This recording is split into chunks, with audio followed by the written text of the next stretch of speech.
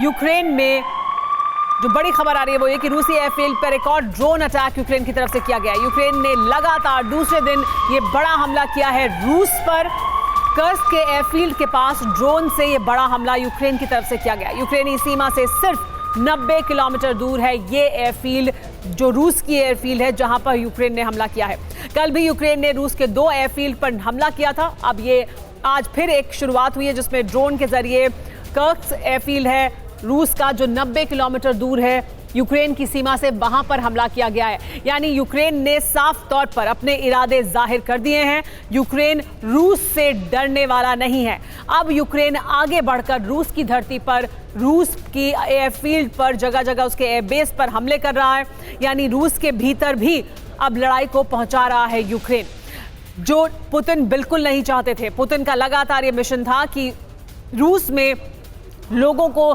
क्या आप मुद्रा लोन के लिए दर्जनों बैंक जाकर थक चुके हैं? आसानी से 10 लाख मुद्रा लोन कैसे प्राप्त करें सीखना है तो फ्रीडम ऐप को अभी डाउनलोड करें। रूस की सेना एक युद्ध लड़ रही है, इसका एहसास ना हो, और इसी वजह से उन्होंने कॉन्स्क्रिप्शन बहुत देर में किया।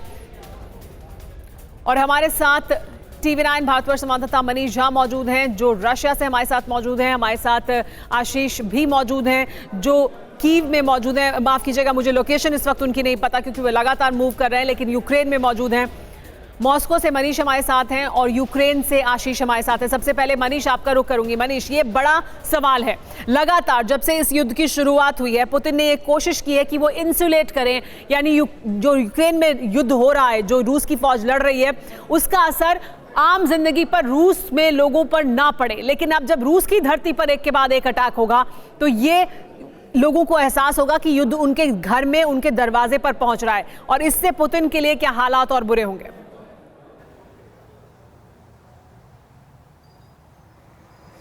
देखिए सुमेरा, रूस में खास करके बेलगोरोद और कुर्स्क, ये 2 ऐसे जगह हैं जहां पर लगातार बीते कई हफ्तों में अगर आप देखें तो एक के बाद एक हमले होते रहे।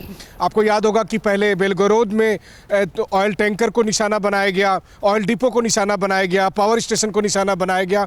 उसी तरह से कुर्स्क में निशाना बनाने की कोशिश है। कुर्स्क का एक और ख़ास महत्व है, एक इंडियन कनेक्शन है, वो मैं आपको बता दूँ कि कुर्स्क के जो विधायक हैं वो अभय सिंह हैं, भारत के रहने वाले हैं। वो यहाँ पर उन्होंने रूसी नागरिकता ली, और अभी जो आज अटैक हुआ है, जो कुर्स्क के एयरबेस पर अटैक हुआ है, वहाँ से वो विधायक है अभय सिंह।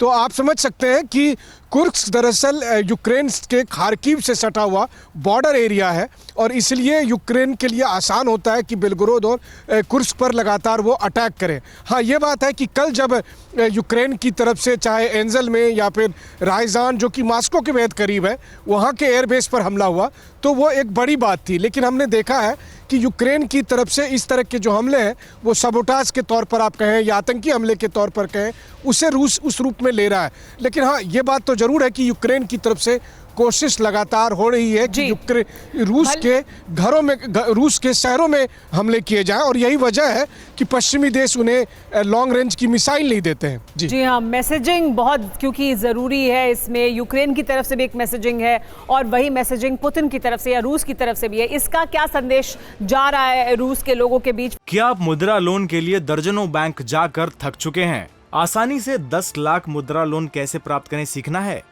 तो फ्रीडम ऐप को अभी डाउनलोड करें।